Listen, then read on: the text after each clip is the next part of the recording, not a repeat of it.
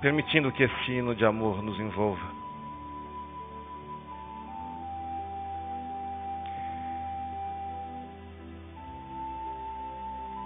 Numa noite tão especial para nossa casa, nesse ano tão especial do Joana,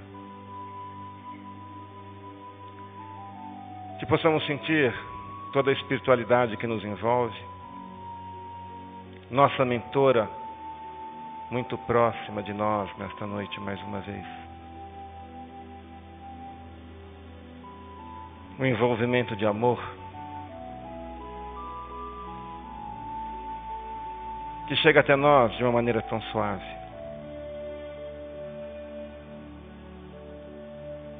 O imenso coração de Maria no alto do nosso salão, mais uma vez ligado aos nossos cardíacos, sustentando-nos para que possamos mais do que nunca, de corações abertos e de mente aberta, compreendermos os ensinamentos da noite e principalmente utilizá-los no nosso dia a dia. E esse imenso coração nos conduz ao Mestre.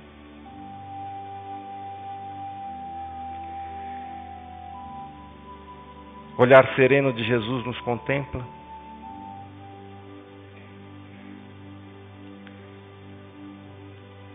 E sabemos exatamente o que Ele pede a cada um,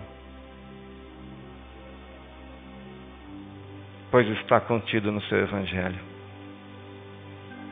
Ama o próximo como a ti mesmo. E através desse amor somos levados à fonte da vida, junto ao nosso Pai Criador, permitindo que a misericórdia desse Criador nos envolva,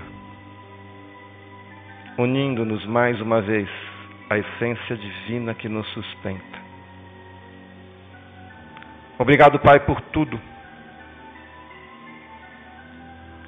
Nos fortaleça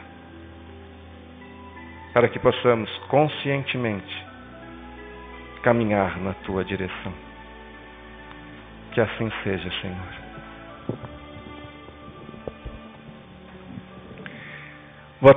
Boa noite a todos mais uma vez.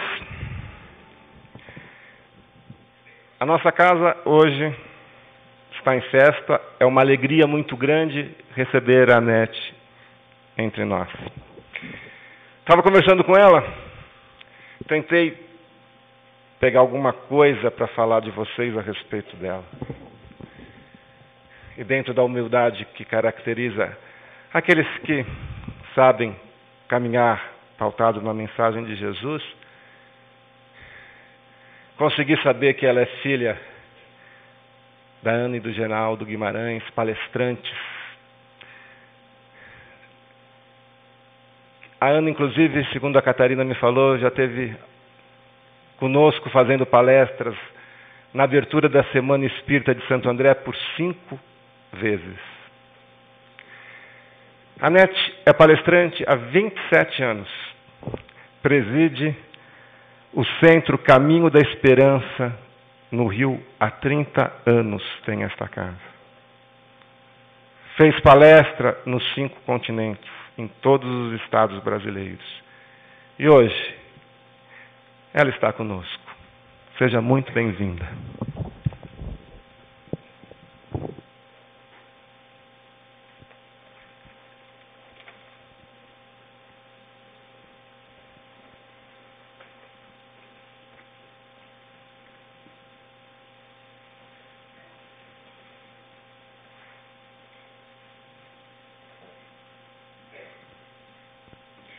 Uma boa noite a todos. É um prazer estar com vocês na noite de hoje. A década de 90 foi considerada a década do cérebro. Os Estados Unidos da América do Norte considerava que o cérebro era a última fronteira do conhecimento médico, porque todos os outros sistemas já eram amplamente conhecidos. Estávamos terminando o mapeamento do genoma humano, mas o cérebro ainda era uma incógnita. Porque enquanto os demais sistemas podiam ser estudados a partir da anatomia comparada, o cérebro humano era único. Nosso primo mais próximo, o orangotango, tem tantas e tão significativas diferenças que é irrelevante o estudo da sua cerebração. Em virtude disso, eles resolveram que a maior parte dos recursos governamentais seriam investidos na pesquisa do cérebro. Com isso, uma série de tecnologias foram desenvolvidas que permitiu o surgimento do tomógrafo, da ressonância magnética e, por último, do chamado scanner cerebral, que avalia o cérebro em funcionamento, tanto do ponto de vista elétrico quanto do ponto de vista metabólico. E com isso, podemos saber exatamente qual área do cérebro que está em atividade durante qualquer tipo de processo mental ou físico que você esteja realizando. A partir dessas tecnologias chamadas métodos não invasivos, começou-se então a corrida para o mapeamento das funções cerebrais. Muitas das anteriores descobertas foram confirmadas. A área da fala, a área da visão, da audição, dos movimentos, foi amplamente confirmado e algumas novidades também foram surgindo. E chegou-se então ao final da década de 90 com amplo sucesso nesta base da estrutura cerebral. Porém, à medida que foram confirmadas essas principais áreas motoras, intelectivas, algumas perguntas interessantes começaram a surgir. E os cientistas começaram a ficar mais ousados, perguntando, por exemplo, a memória, como se processa exatamente. E as emoções, onde ficam? E principalmente, a moral tem algum lugar no cérebro? Existe uma área responsável, por exemplo, pela sua tendência homicida ou não? Se nós pudéssemos saber exatamente quais as pessoas que teriam problemas sociais, poderíamos prever aqueles que possivelmente seriam criminosos? Então, essas perguntas foram se multiplicando. E nisso, um novo ramo das pesquisas que fazia perguntas de uma área que era exclusivamente da psicologia, que era a mente. Durante muito tempo, a mente e o cérebro andaram separados. A psicologia estudava a mente humana. A neurologia estudava a estrutura cerebral, o cérebro físico. Mas com essas perguntas, essas fronteiras começaram a ficar um tanto quanto nebulosas. Isso deu origem a um ramo novo chamado neurociência. A neurociência é a união da psicologia e da neuroanatomia, tentando identificar padrões fisiológicos para processos que eram considerados eminentemente mentais. E a neurociência iniciou no ano 2000, 2002, o seu maior corrida em termos de pesquisa. Mas, a partir de 2005, com o scanner em plena atividade, essas perguntas começaram a ser respondidas. Uma das primeiras áreas com uma correspondência eminentemente mental que foram descobertas foi a área do prazer. Descobriu-se que o prazer humano existe quando uma determinada área cerebral está em atividade. Se essa área não estiver em atividade, você não entende esta atividade como uma atividade prazerosa. Por exemplo, comer é um prazer? E se eu oferecer um prato de fígado cru? Continua sendo um prazer? O ato de comer é um processo de nutrição, mas prazer ou não é uma estrutura de natureza mental. Então, com isso, a área do prazer foi determinada. Então, a música, por exemplo, para quem gosta de ópera, é uma maravilha. Para quem odeia heavy metal, é uma tortura.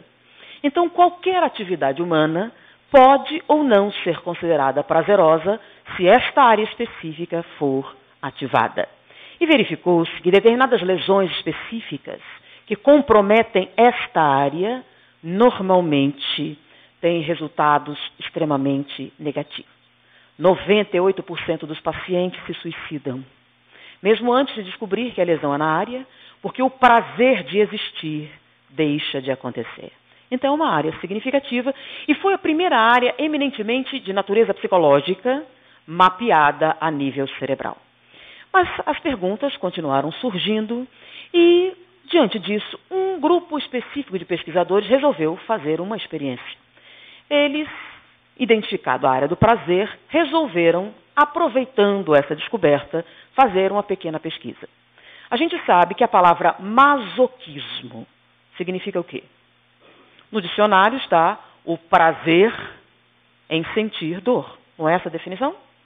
Então, se a gente for dizer o que é masoquismo, o prazer em sentir dor. Então, a palavra é prazer e dor. Então, existem pessoas que sentem um prazer até orgásmico com estímulos dolorosos. Não é isso? Então, esses cientistas resolveram confirmar, porque gostar de dor seria um processo eminentemente psicológico. Seria um transtorno neurológico? Será que essas pessoas teriam alguma diferença cerebral que fazem com que elas entendam uma percepção dolorosa como algo bom? E eles resolveram confirmar. Convidaram pessoas que se afirmavam masoquistas, que afirmavam sentir prazer com a dor, para terem o seu cérebro escaneado, para verificar se a área do prazer, que já tinha sido desvendada, ficava ou não ficava ativa. Se estando ativa, que é o que se esperava, eles realmente sentiam prazer na dor. Esses pacientes, esses voluntários foram convocados e tiveram o cérebro escaneado. E para grande surpresa dos pesquisadores, não foi o que eles esperavam. Na verdade, nenhum dos voluntários testados tinha atividade na área do prazer.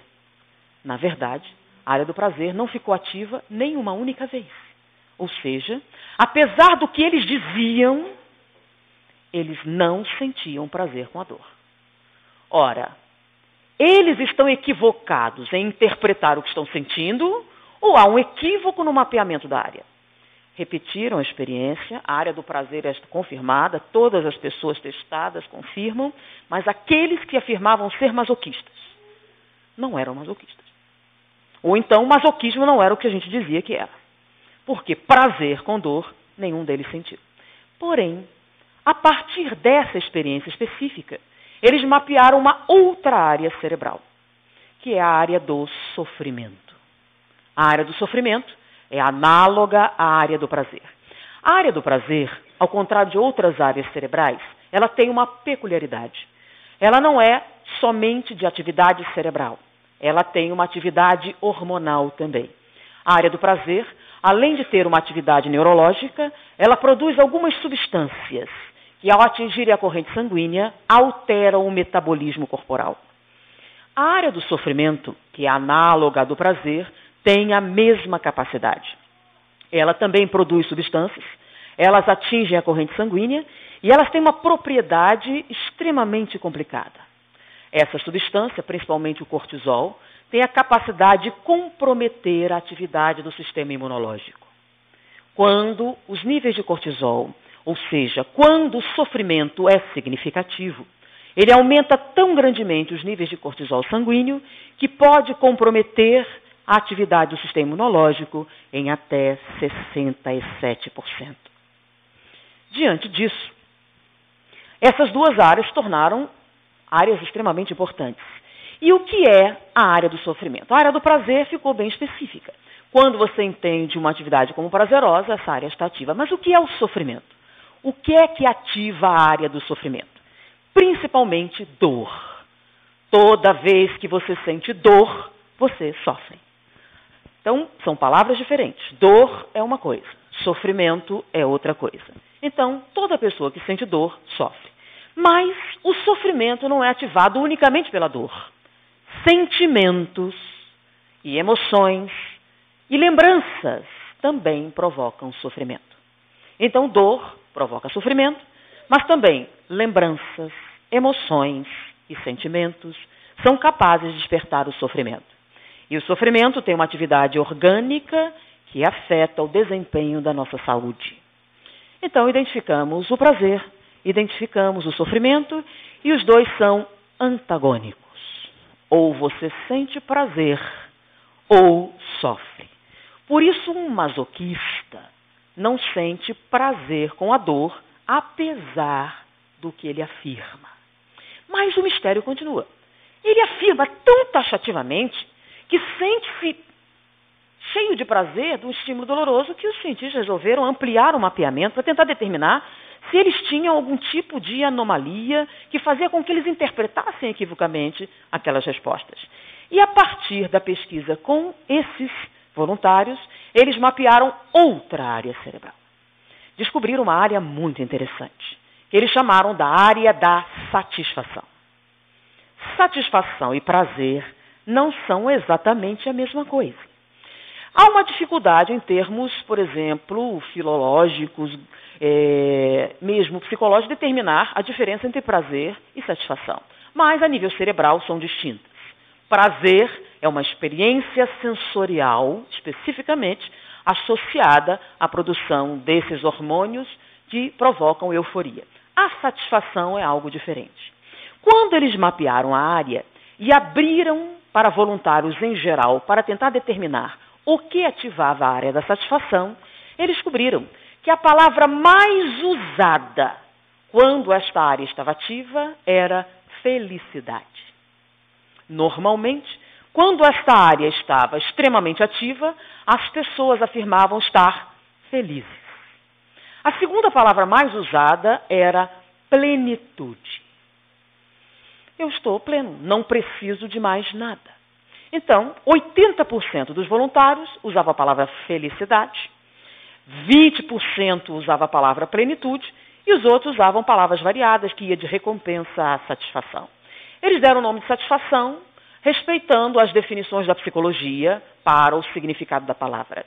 Por isso, mas, poderemos dizer especificamente, será que nós mapeamos a área da felicidade? Será que os neurologistas descobriram o lugar do cérebro responsável por estarmos felizes ou não? Essa foi a pergunta que eles fizeram. E, diante dessa descoberta, eles resolveram fazer uma pequena experiência, porque eles tinham uma curiosidade. O que é que o homem precisa para ser feliz? Que coisa ativaria a área da felicidade? Sabiam que era ali a área da felicidade. Mas o que deixa o homem feliz? Que é uma pergunta que a gente se faz há muito tempo, né? O que é que o homem precisa para ser feliz? Bom, estudando a história, estudando desde a mais antiga referência dos seres humanos, o que é que a gente precisa para ser feliz? Em primeiro lugar, o que é que o homem sempre buscou desesperadamente para ser feliz? Dinheiro. O homem sempre lutou desesperadamente por quê? Por riquezas. Porque se eu ficar muito rico, eu serei absolutamente feliz. Então, dizem que a primeira questão, o primeiro quesito para a felicidade é o quê? Dinheiro. Riqueza. Em primeiro lugar, riqueza. Então, eles resolveram fazer um teste muito simples para testar se realmente é a riqueza que o homem precisa para ser feliz. E a experiência, vocês vão acompanhar, é absolutamente simples. Eles pegaram alguns voluntários e fizeram a seguinte proposta. Você receberá $10 para se deitar nessa maca e deixarmos a gente escanear seu cérebro. Tudo bem? O segundo voluntário, você vai ganhar $50 para deixar a gente escanear seu cérebro durante 40 minutos. Outro voluntário iria ganhar $100 e o outro $1.000 para se deitar numa maca 40 minutos e deixar escanear o cérebro. Bom, se dinheiro é o que deixa a pessoa feliz, qual dos voluntários estaria mais satisfeito? Ou seja, é uma experiência absolutamente simples e que não há grandes expectativas diferentes. Bom, se você precisa ganhar dinheiro, quanto mais dinheiro você ganhar, mais satisfeito você ficará. Escanearam o cérebro dos voluntários. Surpresa. Nenhum deles manifestou uma satisfação tão significativa. Havia até algum prazer envolvido, mas satisfação, que era bom, não aconteceu. Eles encontraram gente ficando mais satisfeita comendo bolo de chocolate do que ganhando $1.000. Eles acharam que talvez o dinheiro fosse pouco para despertar uma resposta significativa. Resolveram aumentar as apostas. Então, eles procuraram um ganhador de uma loteria. E vocês sabem que é difícil achar um, né? Ganhou na loteria, eles somem. Não contam nada para ninguém, não é verdade? Mas eles conseguiram alguns. E pessoas, herdeiros de grandes fortunas, que haviam acabado de receber, e pessoas que ganharam prêmios, etc., conseguiram alguns voluntários que ganharam grandes fortunas para testar o nível de satisfação. Escanearam os cérebros deles e nenhum deles estava satisfeito. Na verdade, havia até algum sofrimento envolvido. E eles ficaram pensando, bom, então o dinheiro não traz felicidade? A experiência demonstrou isso. Mas tem uma explicação, é claro. Nós entendemos. É um erro de interpretação. Não é ganhar dinheiro que te deixa feliz, é gastar. Por isso a experiência não deu certo. Não é ganhar que deixa você satisfeito, é gastar. Bom, então em que nós gastamos mais dinheiro para ser feliz? Qual a maior indústria? A mais florescente? A que não tem recessão? É a indústria da beleza. Porque o número 1 é dinheiro. E você gasta o seu dinheiro para ficar mais bonito. Vocês sabem que no Brasil há uma única indústria que nunca teve recessão. Ela só sobe. Sabe qual é? Esmalte de unha. O povo deixa de comprar tudo, até comida, mas não deixa de ir a manicure. E vocês sabem hoje em dia, por exemplo, que não tem mais cabelo ruim. Existe mulher pobre. Porque a tecnologia na área é uma das mais promissoras do mundo. Existem profissionais de altíssimo gabarito pesquisando o fio de cabelo para ele ficar mais sedoso, mais macio, porque isso dá um retorno financeiro fora do comum. Então, dentro da farmacologia, aquela que produz maior rendimento é aquela dedicada à cosmética. Então, onde é que a gente gasta maior dinheiro? Beleza. Logo, o que é que o homem precisa para ser feliz? Beleza. Logo, a experiência para testar a teoria é absolutamente simples. Eles convocaram, então, e essa é muito interessante, Miss Texas, para ter o seu cérebro escaneado. Miss Texas concordou perfeitamente, e eles, então, fizeram uma entrevista. E a entrevista, a experiência visível, eu estou absolutamente feliz. Eu sempre sonhei em ser a mulher mais linda do mundo. Como eu sou agora a mulher mais linda do Texas, eu estou totalmente satisfeita. Desde pequenininha eu frequento concurso de beleza, minha família me apoia, e agora que eu sou a mulher mais linda do Texas, eu estou totalmente feliz. E é um sorriso enorme de pasta de dente, é aquela pose de Miss. E eles colocavam a entrevista e escaneavam o cérebro de Miss Texas. E aconteceu algo muito complicado.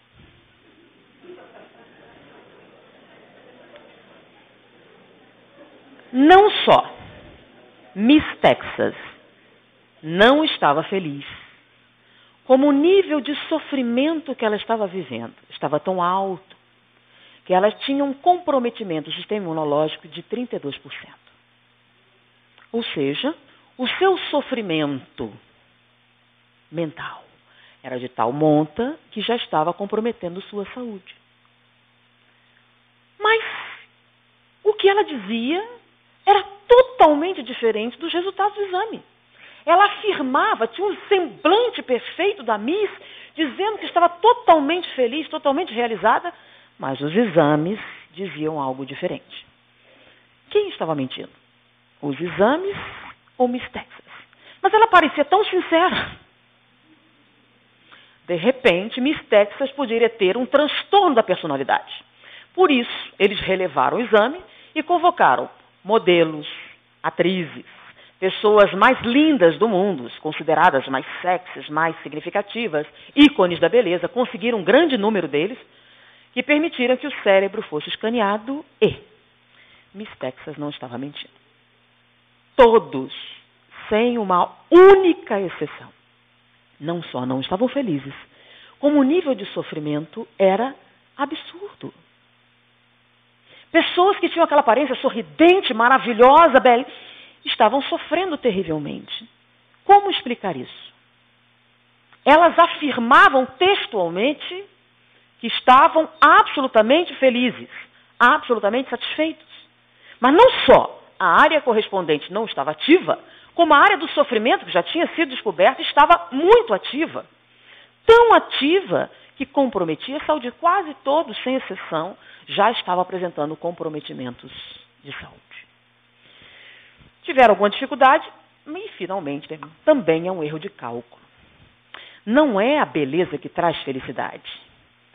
Dinheiro e beleza são o caminho para a verdadeira coisa que todo mundo quer ser feliz, que é poder. Então, a verdadeira necessidade de felicidade do homem é o poder. Dinheiro e beleza abrem caminho. Se você tiver dinheiro e for bonito, é meio caminho andado para ter o poder. Então, na verdade, é um erro de interpretação. Não é o dinheiro e a beleza que trazem felicidade. Eles ajudam a chegar lá. Mas não explicava o sofrimento. Depois de muito debater, eles finalmente chegaram à conclusão. É impossível ser feliz quando se passa fome. E todos eles, sem exceção, passavam uma fome terrível.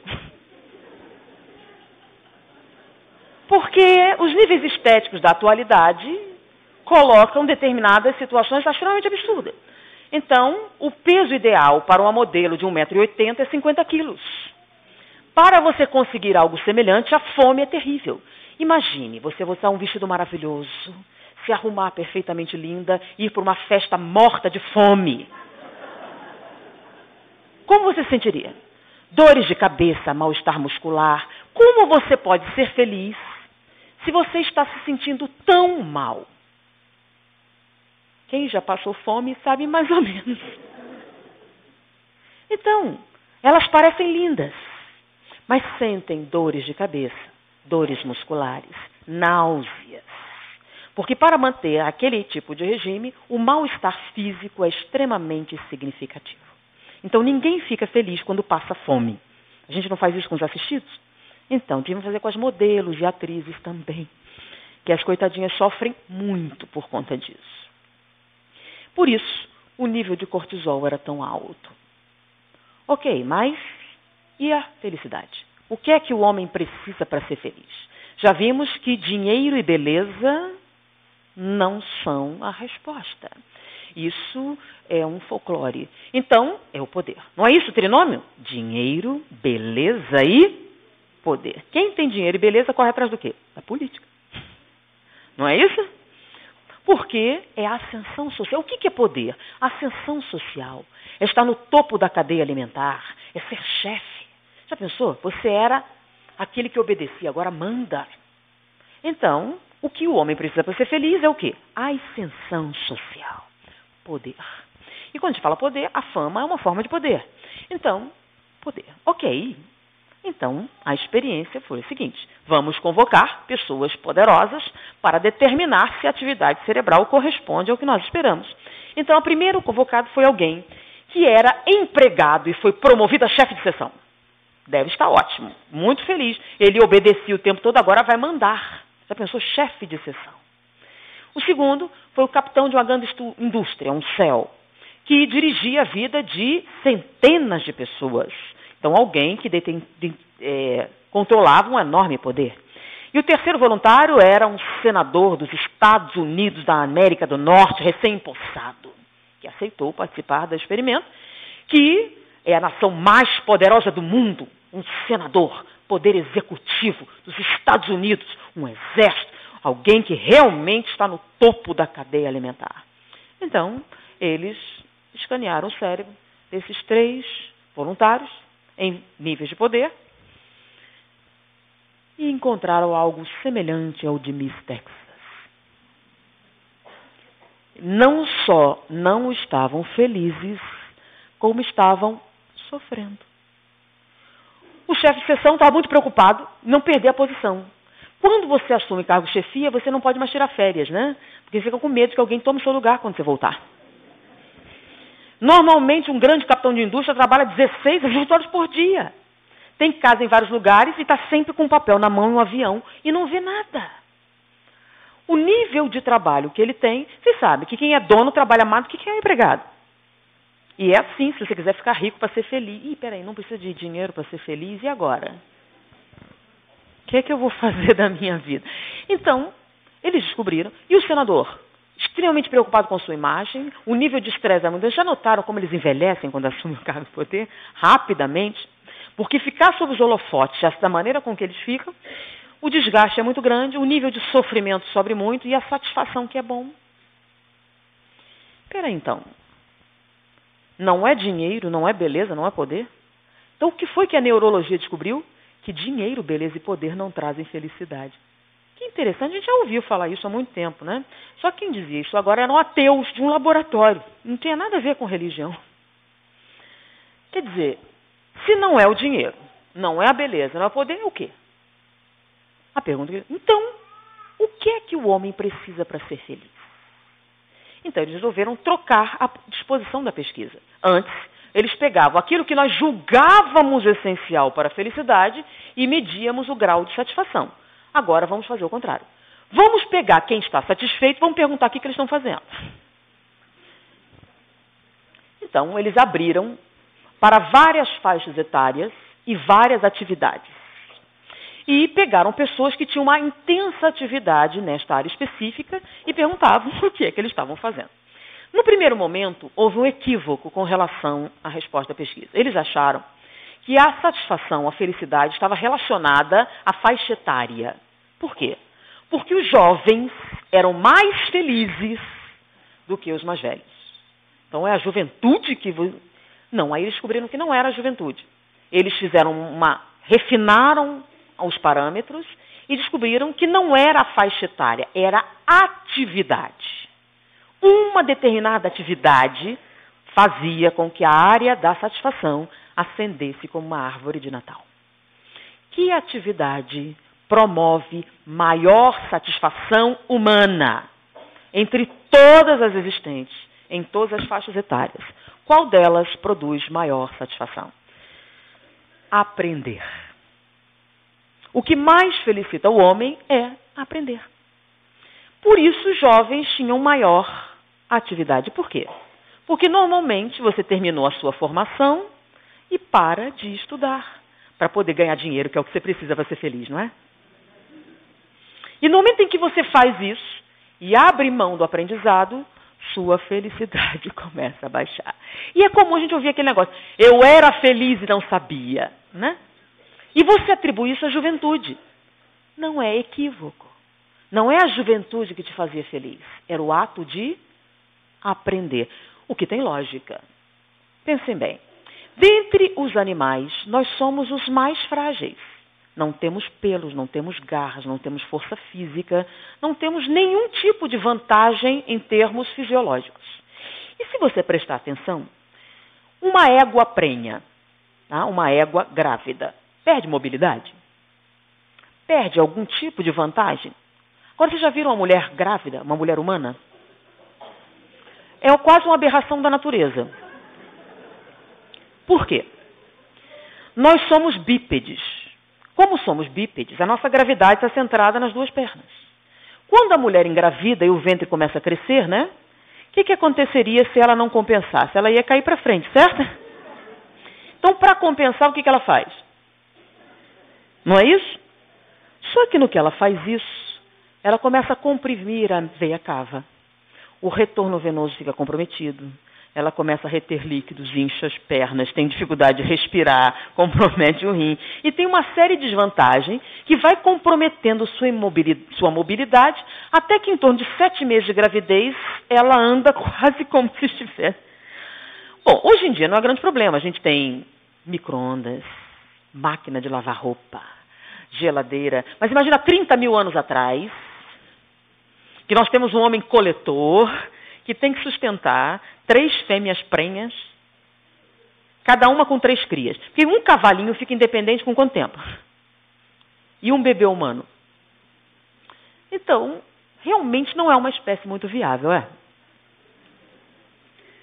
Mas, com todas essas desvantagens, nós estamos no topo da cadeia alimentar. Não há nenhum animal no planeta que possa se meter com o homem. Não é verdade? Nós estamos no topo de tudo. A que se deve isso? Qual a aptidão que nos deu essa vantagem? Ferramentas, aprendizado. Logo, há uma lógica intensa de que aprender seja a atividade que mais ativa a satisfação cerebral, que é perfeitamente inteligível. Logo, como aprender é uma condição para a nossa viabilidade como espécie, com certeza tem que ser a atividade que maior satisfação causa ao homem, o que foi fácil de entender. Não é o dinheiro, não é a beleza, poder, é aprender. Mas se a gente for na vida real, tem lógica, não é não? Pensa bem, seu filho chega, mãe, aprendi a amarrar os sapatos. Como é que ele conta? Não é? Aprendi, consegui. E outra coisa, você nota bem, quando você pergunta, e aí, entendeu? Entendi. Dá para ver que não entendeu, né? Perfeitamente, está entendido. Quando você entende, como é que você vai? Ah, é! É ou não é? Brilha tudo, abre. Pergunta, vê se uma pessoa entendeu mesmo. Quando ela fala, não faz isso, aquela expressão, não tem ninguém que entendi perfeitamente. Está tudo entendido, tudo aqui. É ou não é? Toda pessoa, quando entendeu algo, expressa isso como o quê? Extremo contentamento. E é uma das atividades que mais acende a área de satisfação. Em nenhum outro momento da vida, você vai ter tanta satisfação quanto no momento em que você aprende algo. O que leva a algumas considerações complicadas, né? Se essa experiência, e tudo leva a crer que será confirmada, for absolutamente real, o que significa dizer para uma criança que ela é burra? Que ela é incapaz de aprender? É um nível de castração que nenhuma outra coisa pode fazer maior.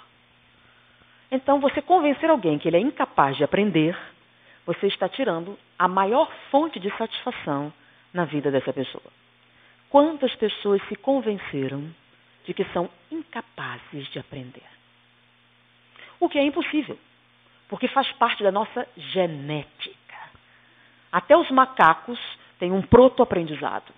Então, nós levamos o aprendizado aos limites máximos. Então, não existe ninguém, se é um ser humano e não tem lesão cerebral, que não seja capaz de aprender. O que aconteceu é que, psicologicamente, alguém lhe convenceu de que você é incapaz e você acreditou. E, por conta disso, sua vida é profundamente infeliz. Bom, identificamos, então, o primeiro quesito. Aprender é a principal fonte de satisfação humana. E a segunda? A segunda é muito interessante. Em inglês, eles deram o nome de superação. É o nome que eles deram, como não tem uma tradução ainda. O que significa superação? É vencer um limite. O que explica por que a gente ama o esporte. Por que o pessoal fica na frente da televisão vendo 12 jogadores jogando uma bolinha de um lado para o outro? Por quê? É a coisa da superação. Superar limites. Então você chega para o alpinista, no Everest, que perdeu 2 dedos de frio e tudo mais, e pergunta, por que você subiu essa montanha? Porque estava lá. E a gente tem que entender, por quê? Superar um limite é uma fonte de satisfação intensa. Eu cheguei lá, em último lugar, mas cheguei. Então, isso preenche. Por isso o esporte, pessoas que dedicam 18 horas por dia para ganhar milésimo de segundo numa piscina. É uma coisa meio sem sentido? Não. A pesquisa demonstra que o grau de satisfação que você alcança ao romper um limite só pode ser igualado quando você aprende uma coisa que não sabia. Então, romper limite é uma condição para a felicidade humana. Então, nós precisamos superar limites constantemente. E o mais interessante é que, no caso da superação, não é só no momento que você rompe a barreira que você ganha. Eles pegaram um pugilista que acabara de ganhar o campeonato por um nocaute, e a área da satisfação dele estava totalmente acesa. Pegaram um outro pugilista, que havia ganho esse mesmo título 10 anos antes, e quando ele contou o nocaute, acendeu igual. Ou seja, não é só no momento que você rompe o limite, quando você lembra que rompeu, acende igual. O que me explicou um negócio que eu tinha dificuldade de entender. Por que os homens, além de ver o jogo, tinham que ver o VT, o comentário do comentário?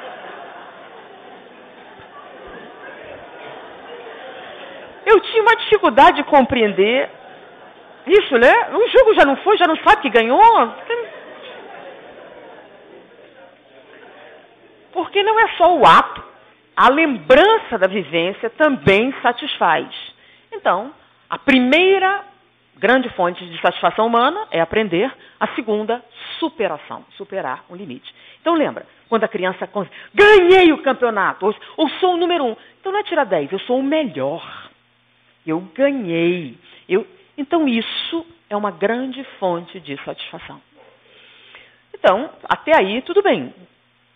Primeiro, eles tiveram que sair daquela crença. Não é o dinheiro, não é a beleza, não é o poder. É aprender e superar limites. Tudo bem, até aí foi ótimo. Eles conseguiram. Existe uma lógica nisso. A resposta da pesquisa não é tão estranha assim. Mas o terceiro lugar foi um problema. O terceiro lugar é algo incompreensível. Qual a terceira maior fonte de satisfação humana? Qual a terceira coisa que mais deixa o homem feliz? Isso eles simplesmente não podiam explicar. Então, a terceira principal fonte de felicidade humana é sofrer. Mas como? Como? Sofrer. Sofrer. A terceira principal fonte de felicidade humana é sofrer. Mas não tem lógica. Não pode ser. Nós somos animais. Temos a mesma origem biológica. Se nós somos animais, estamos sujeitos às leis da natureza, nós somos programados para sobreviver. Chama-se instinto de sobrevivência. Lembra o que nós falamos no início? Sofrimento produz cortisol. Cortisol em demasia compromete o sistema imunológico. Comprometendo o sistema imunológico favorece as doenças. Logo, é um processo autodestrutivo. Então, nós não podemos sentir felicidade em sofrer, porque nós estaríamos entrando num processo de autodestruição. E se o ser humano é um animal, faz parte da fauna, isso não pode ser correto. Tem que ser uma anomalia. Mas peraí, o grande número de pessoas que apresentavam esse tipo de comportamento era tão significativo, é a terceira principal fonte de felicidade humana, o sofrimento, que os cientistas simplesmente não podem explicar. Não podemos. Está errado. Tem alguma coisa equivocada. Não é possível que o homem seja feliz sofrendo. Não tem lógica esse tipo de resposta. E eles tentaram, de várias maneiras, explicar isso e abriram a pesquisa mais ainda para tentar encontrar circuitos anômalos cerebrais. E eles aumentaram a abrangência da pesquisa. Por quê? Por que estamos falando de aumentar a abrangência? Porque essas áreas são localizados no cérebro. Então, eles pegaram o cérebro como um todo. Sabe, para escanear o cérebro todo leva um tempo bem maior. Então, eles passaram a escanear o cérebro todinho para tentar identificar se havia algum tipo de alteração nessas pessoas que apresentavam essa resposta que justificasse aquele comportamento. Eles esperavam encontrar um circuito anômalo. E encontraram. Realmente encontraram um circuito anômalo. As pessoas que sentem prazer com a dor têm uma pequena alteração no circuito no cérebro. E quando em neurologia a gente fala de circuito fechado ou curto-circuito cerebral, é mais ou menos como eletricidade. Por exemplo, você tem as lâmpadas acesas.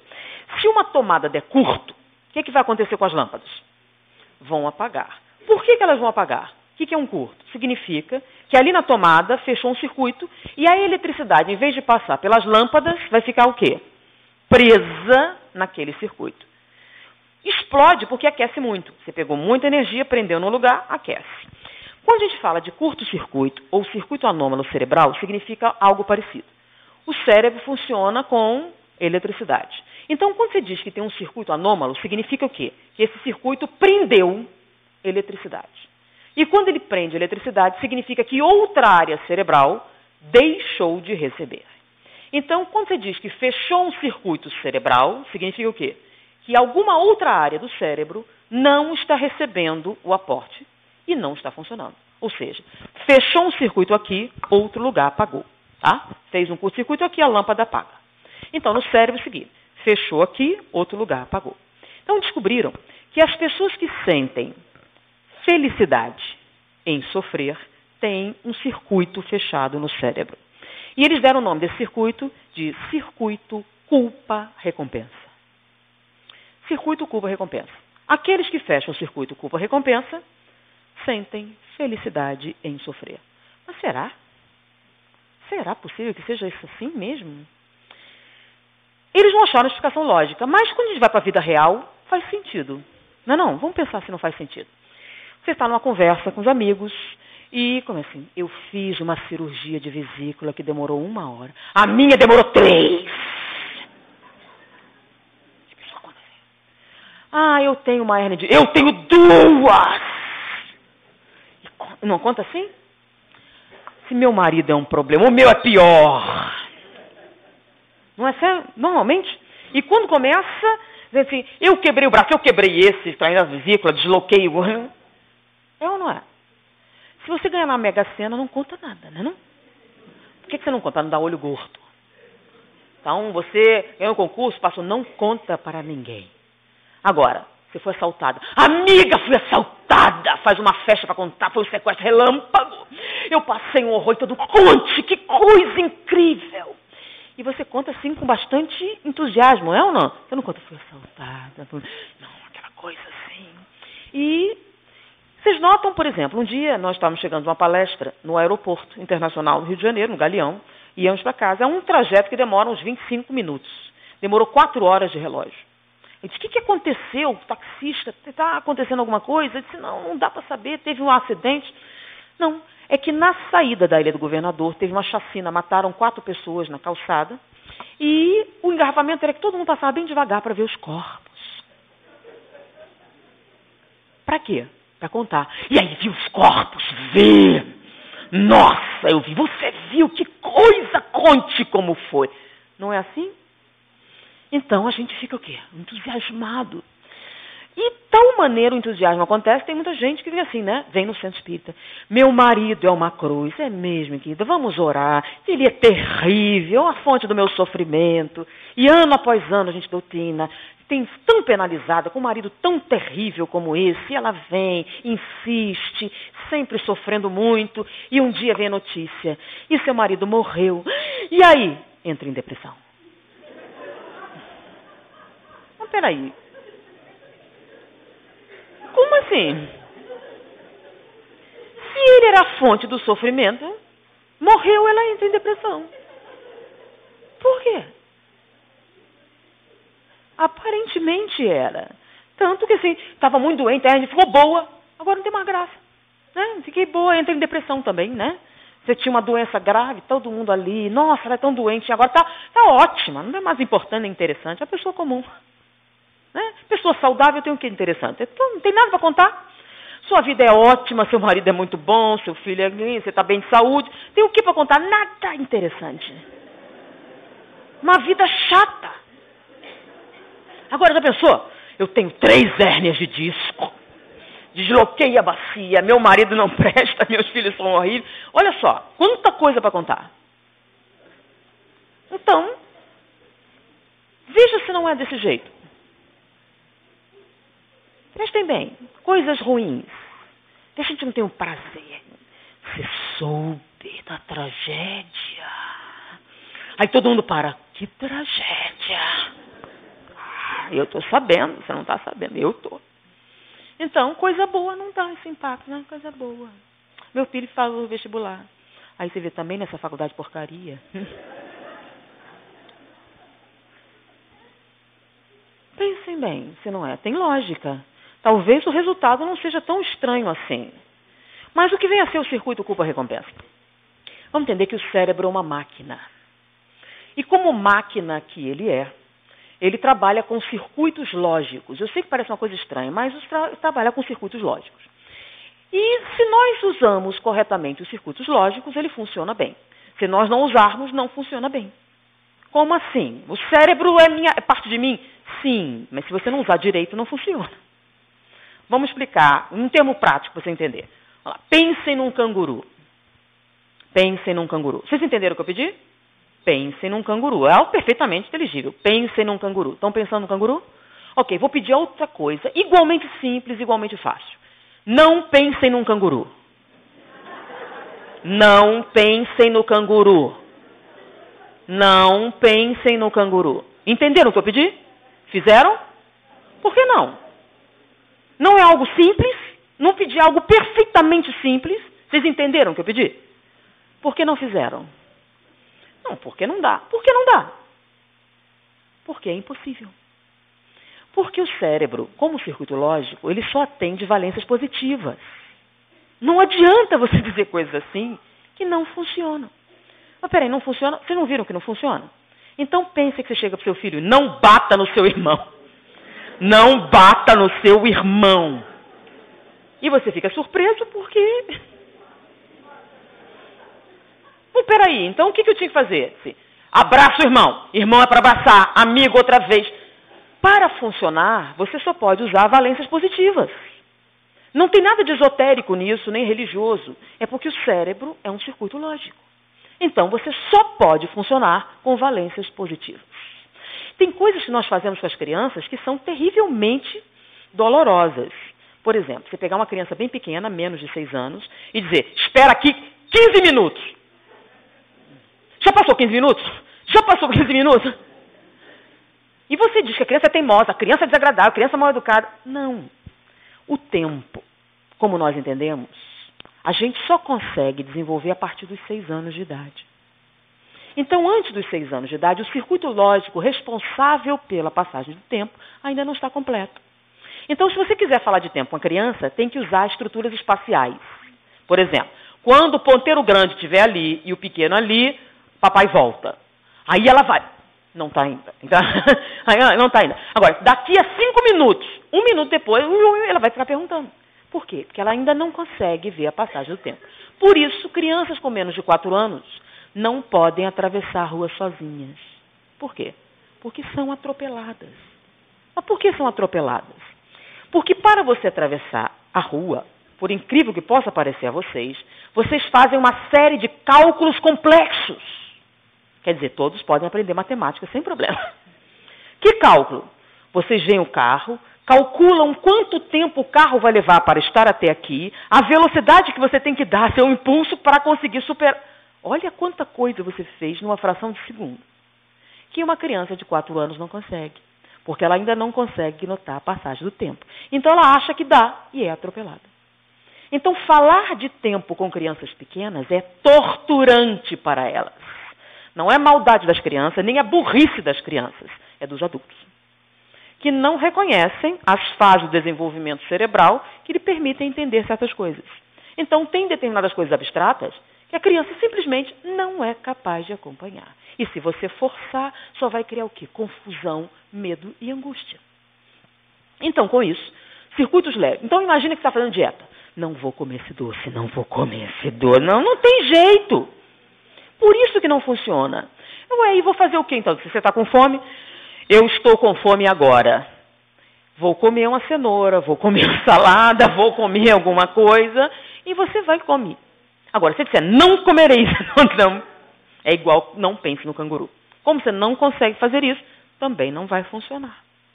Isso é o quê? Um circuito lógico cerebral. Então, o cérebro, como ele só entende valências positivas, vamos entender como ele lida com o certo e com o errado. Tá? Então, o errado não é o que não é certo.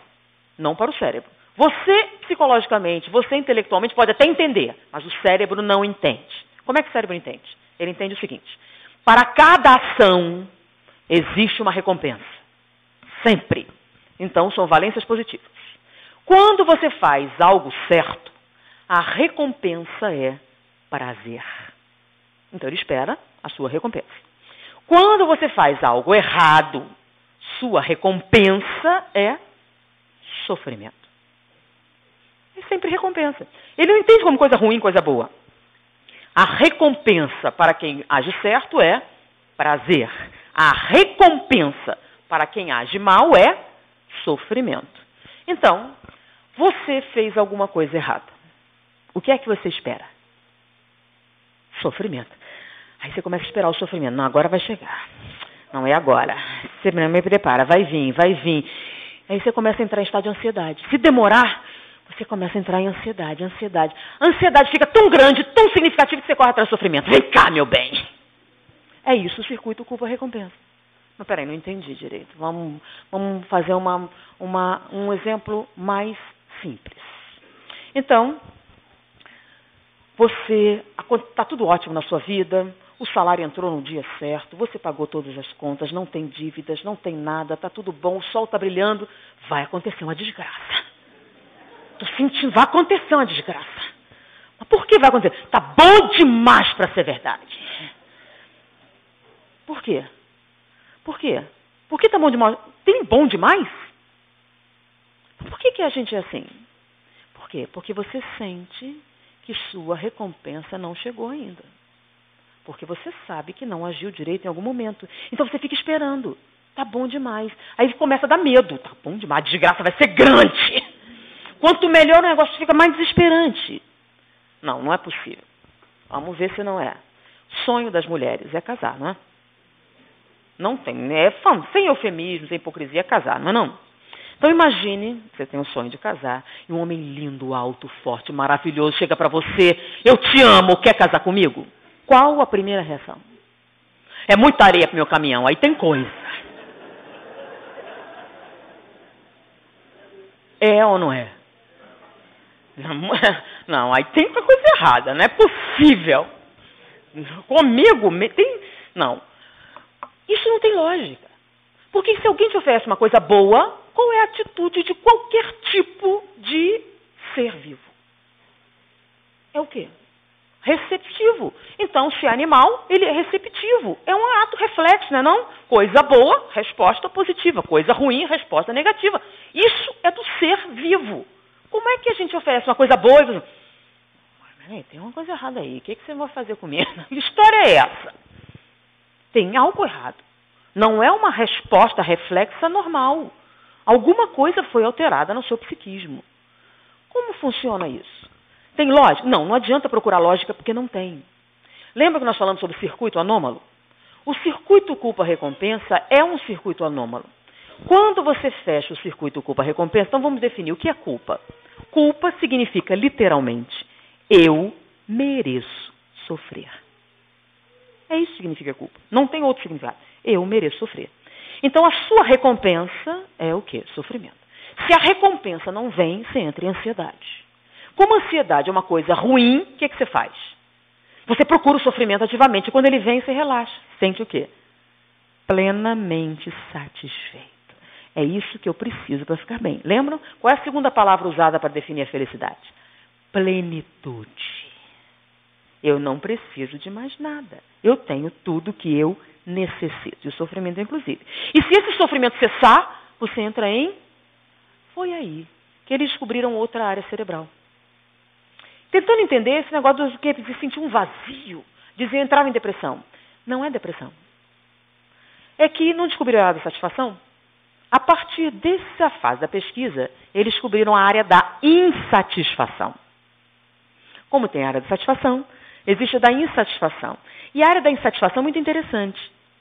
Ela é análoga da satisfação. Mas ninguém usa a palavra insatisfação, nem infelicidade. Sabe qual é a palavra que é usada quase 100% das vezes? Vazio. Então, quando você está infeliz, insatisfeito, normalmente se refere assim, vazio. Sinto um vazio. Então, a pessoa nem usa a palavra insatisfeito, ela não sabe que está infeliz. Então, ela entende, estou em depressão. Não é depressão, é infelicidade. Então, muitas pessoas confundem infelicidade com depressão. Porque depressão é um transtorno químico cerebral. Infelicidade é um processo emocional. Então, não tem remédio para a infelicidade. Você precisa resolver seus conflitos psicológicos. Então, infelicidade é aquela... Lembra? O marido morreu? Ela é o vazio. Porque aquilo que preenchia sua necessidade de sofrer deixou de existir. Então ela entra em infelicidade. Até ela achar outra fonte de sofrimento. Então, por exemplo, nós tínhamos um professor de psiquiatria que era também diretor do Instituto Médico Legal. Então era comum ele levar alunos para fazer estágios lá, tá? Trabalhar e tudo mais. E estávamos um grupo de alunos quando chegou uma jovem senhora que havia sido brutalmente espancada pelo marido, que foi pedir uma medida cautelar, precisava fazer um exame de corpo de delito. Fez o exame, as lesões todas e tal, conseguiu a separação. Passou um tempo e ela voltou. Ela arrumou um namorado e o namorado bateu nela. E ela foi atrás de uma medida cautelar. Então ela foi lá, já conhecia o pessoal, e tudo bem, fez os exames, tal. A medida liminar na justiça, foi embora. Passou um tempo, ela voltou. Ela arrumou outro namorado e o namorado bateu nela. Aí os alunos começaram a fazer piadinha. Peraí, essa aí gosta. Ela está gostando. Aí o pessoal começou a rir e tal. E aí o professor disse, vocês acham que ela gosta? Eu disse, professor, afinal, sim, se ela gostasse, ela não teria ficado com o primeiro marido que bateu? Porque ela não gosta, ela terminou 3 relacionamentos por causa da violência doméstica. Então o quê? Então, se ela terminou 3 relacionamentos, ela não gosta de violência doméstica. Todo homem bate em mulher? Não. Então ela é muito azarada? Não. É que se ela entrar numa sala com 100 homens, de quem ela vai se aproximar? Não é daquele que bate. Porque não é isso que ela quer. Ela vai se aproximar daquele que ela acha que merece. É diferente. Então ela não está buscando ganhar. Ela acha que não merece nada melhor. É um raciocínio um pouquinho diferente, mas os resultados são opostos. Então, quando você está no circuito culpa-recompensa, normalmente o que é que você faz? Você se aproxima daqueles que te puxam para baixo, daqueles que te menosprezam, daqueles que te prejudicam. Por quê? Porque é isso que você acha que merece. Qualquer pessoa que te eleve, qualquer pessoa que cobre de você posturas mais... te desagrada profundamente. Por quê? Eu não mereço isso. Então, se coisas boas são oferecidas para você, você foge como o diabo da cruz, porque isso vai afetar a sua felicidade. Você só consegue ficar feliz sofrendo. Porque o vazio, quando o sofrimento acaba, é grande demais. Porque você teria que enfrentar a sua consciência. E isso a gente não quer.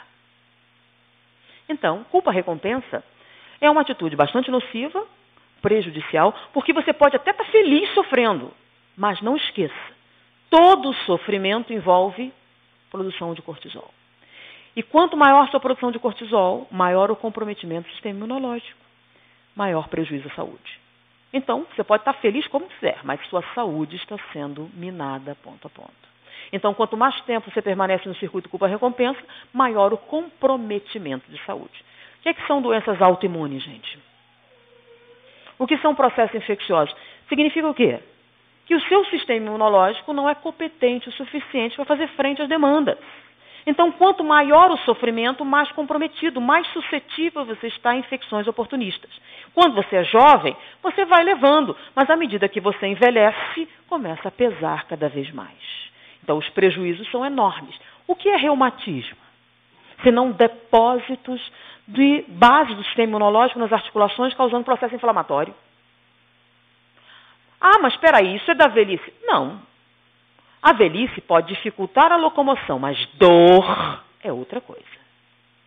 Então, o circuito culpa-recompensa promove esse tipo de coisa. E não adianta você raciocinar, não tem lógica. Como assim não tem lógica? Lembram? Não fechou o circuito? De onde ele roubou a energia? Ele roubou a energia do lobo pré-frontal e do frontal, que é justamente onde ficam nossos circuitos lógicos. Então, quando você está no culpa-recompensa, não adianta argumentar, você não tem inteligência suficiente para raciocinar isso. Mas peraí, não... Como assim? Sim, quando você está no circuito culpa-recompensa, você não raciocina. Como assim não raciocina?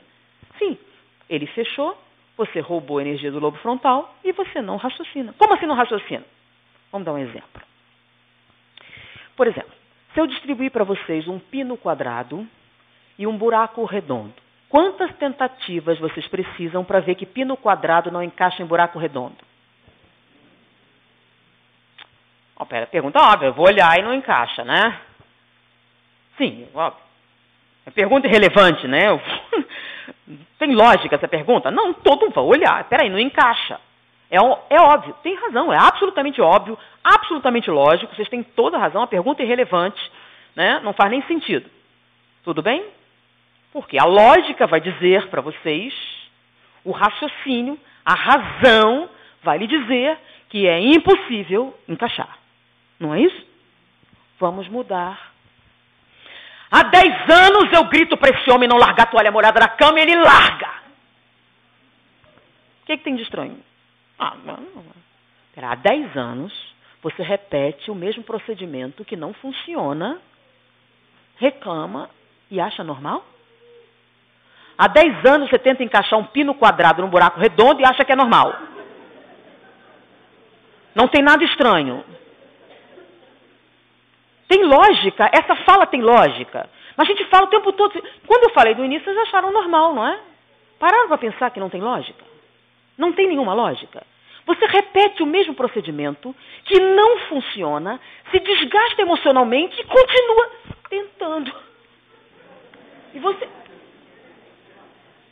que é que você está dizendo? Que você não é capaz de racionalizar um processo simples. Se não funciona, use outro método. Não é possível que seja a única maneira. Já tentou outra coisa? Ah, não. Fico repetindo que não funciona.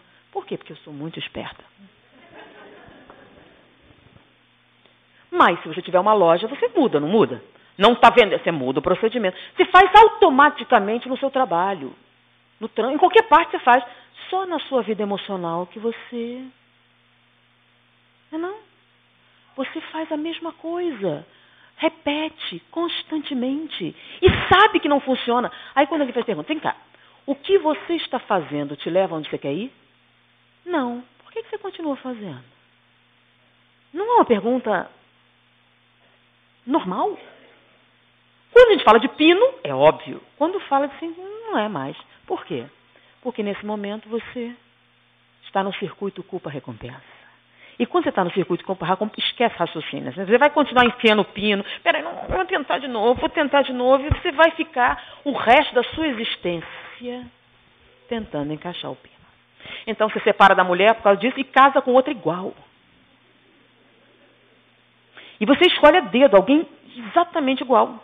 Então você reclamava do seu pai, porque meu pai era isso, aí você escolhe um homem igualzinho ao pai. Não é? Atender às suas necessidades, sofrimento. Você escolhe. Então, quantas vezes a pessoa entra em um relacionamento destrutivo, todo mundo está vendo, mas não é possível que ela não raciocine. Ah, mas fica cego, surdo, mudo e tetraplégico quando está apaixonado.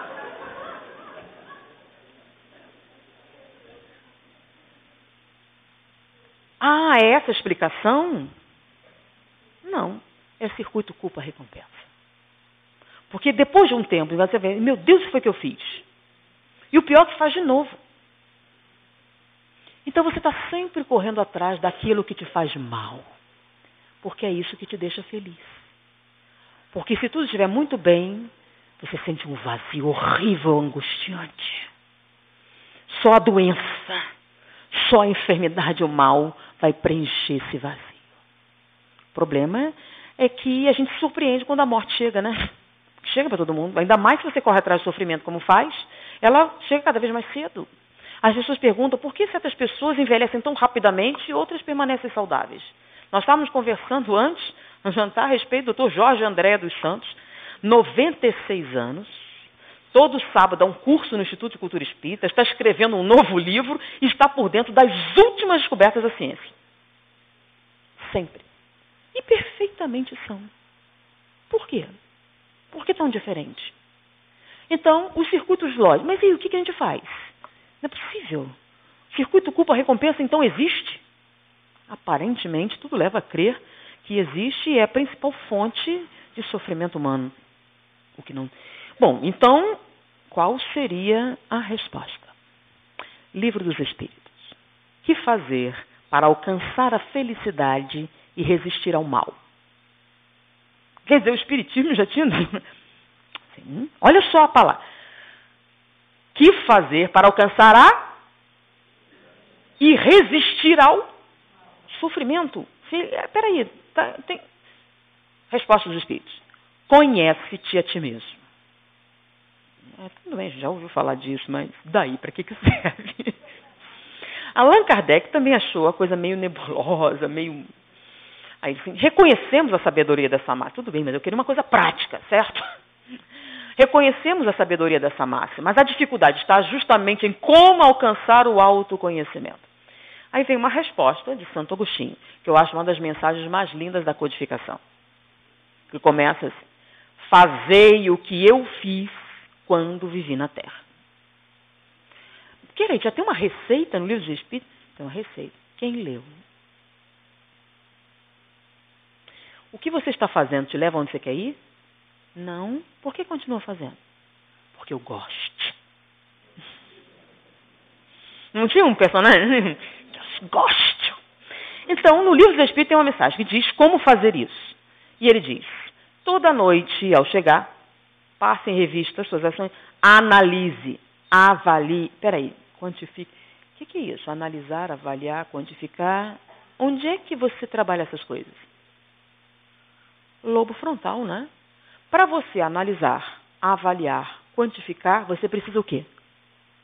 Racionalizar seus processos emocionais. Você precisa pensar sobre o que está fazendo. Precisa usar a lógica que lhe permite entender que pino quadrado não encaixa em buraco redondo, que você tem, porque consegue ver que o pino não encaixa. Então, se você tem ali, pode aplicar também na sua vida pessoal. Então, é isso que Santo Agostinho propõe. Se você fizer essa análise objetiva, racional dos seus processos emocionais, das suas atitudes, se você não quiser usar processo emocional, fica muito esotérico. Então, das suas atitudes, do seu comportamento, por que foi que eu fiz isso? E analisar as suas respostas, um fenômeno mágico vai acontecer. Você, quando fizer isso, está o quê? Ativando o lobo frontal, não é? Toda vez que você quiser fazer, você vai aumentar o quê? A eletricidade nesta área cerebral específica. Ah, mas peraí, quando você faz isso, o que acontece com o circuito culpa-recompensa? Eles são antagônicos. São antagônicos. Se você raciocinar, não fica no circuito culpa-recompensa. Quem fica no circuito culpa-recompensa não raciocina. Ou seja, são mutuamente excludentes. Então, se você raciocinar como Santo Agostinho propõe, automaticamente você sai do circuito culpa-recompensa, deixa de se felicitar com o sofrimento e consegue sim analisar a sua vida e melhora. Não precisa esperar 100 mil anos, não. Melhora na hora. Mas peraí, o Espiritismo também... Sim, é que a gente nunca prestou atenção. A gente nunca analisou. A gente não lê como deveria, como algo prático, aplicável na nossa vida diária. É algo que você põe na estante, que eventualmente a gente pede para Jesus rezar. Reza por mim, fulano. Por quê? Porque se eu rezar, ele não escuta. Por que não? Porque eu não mereço. É isso que está por trás desse ore por mim. Porque se eu orar, ele não escuta. Então, se você está pedindo uma oração para alguém, significa que você está no circuito culpa-recompensa. Porque Jesus não disse: batei,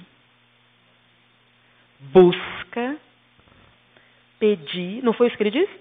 Ele não falou para você ficar esperando sentado. Ele mandou você ir lá e perguntar, não foi? Então, para você ser proativo.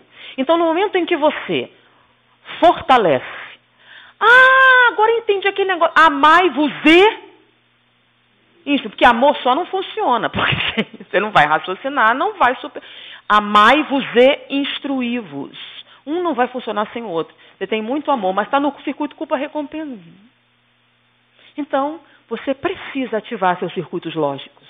Isso só se faz com o quê?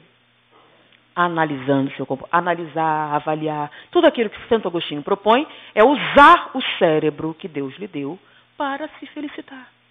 Então, no momento em que você começa a analisar a vida, acontece aquelas coisas milagrosas, cai a ficha. Meu Deus, eu estou fazendo isso, mas como? E fica curado. Foi mágica? Não. Foi o quê? É que quebrou o circuito culpa-recompensa. Aí a ficha caiu. Peraí, pino quadrado não encaixa em buraco redondo, que legal, não encaixa. Agora eu não preciso mais fazer isso. E fica curado. Não fica mais gritando à toa. Não fica mais pousando a barra. Então, pensa bem aquela mãe que diz assim, ninguém me dá valor. Eu lavo roupa até estourar minhas costas e ninguém fala nada. Ano após ano, ela vai assim. Se alguém falar, ela entra em depressão, né? Porque a felicidade está justamente nessa injustiça. Se ninguém dá valor, para de fazer. Sim, para de fazer. Ninguém está valorizando mesmo. Você está tão infeliz por causa disso, larga. Larga de lavar roupa. Quando notarem a roupa crescendo, aí vão dar valor. Não é simples assim? Mas não é isso que você quer. Você quer o quê? Sofrimento. Drama. Eu sofro tanto. A minha vida é tão ruim. Reclama tanto. Por quê? Porque é a única coisa que te deixa feliz. Não é? Porque se não for assim, a vida é tão chata. Será que é assim que vocês... Agora, não esqueça. Você pode estar feliz nesse momento. Mas tem um preço. Qual é o preço? A doença. É uma consequência direta do circuito culpa-recompensa. Que fazer para alcançar a felicidade e resistir ao mal? Um sábio da antiguidade falou disso. Conhece-te a ti mesmo. Foi um prazer estar com vocês. Muita paz.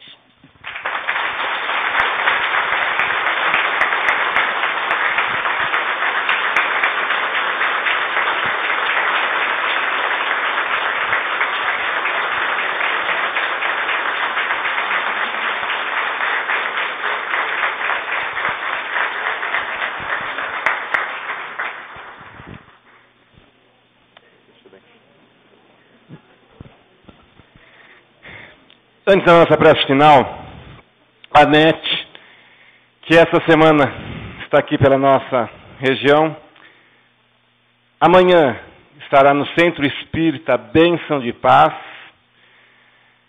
na rua Lutécia, número 679, na Vila Carrão. A palestra começará às 21 horas.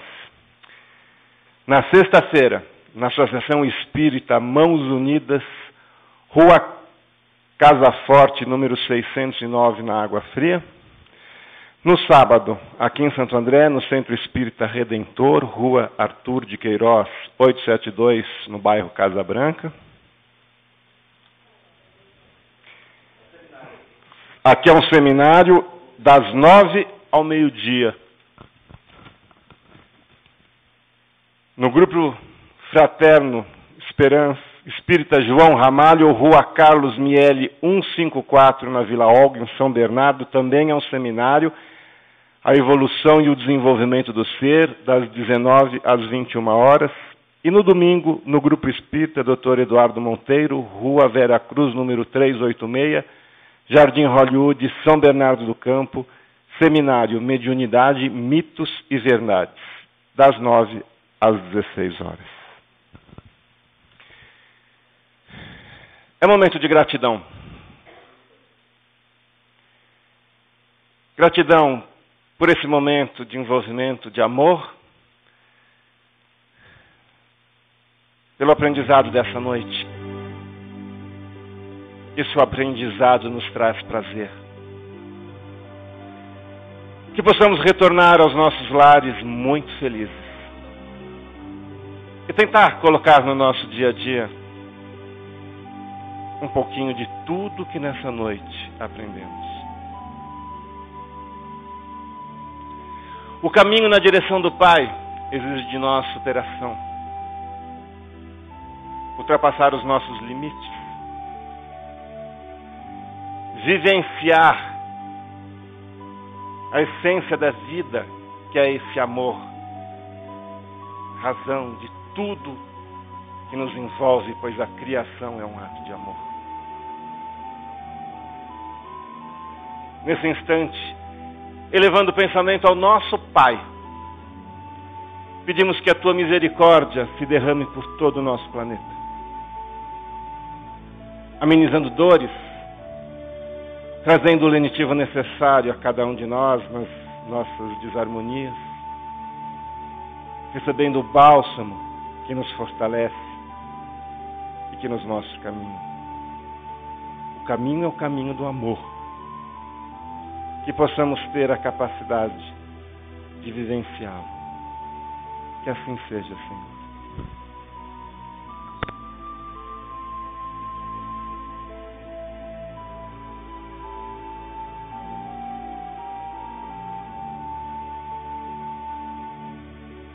Aqui fora estão sendo vendidos DVDs de palestras da NET.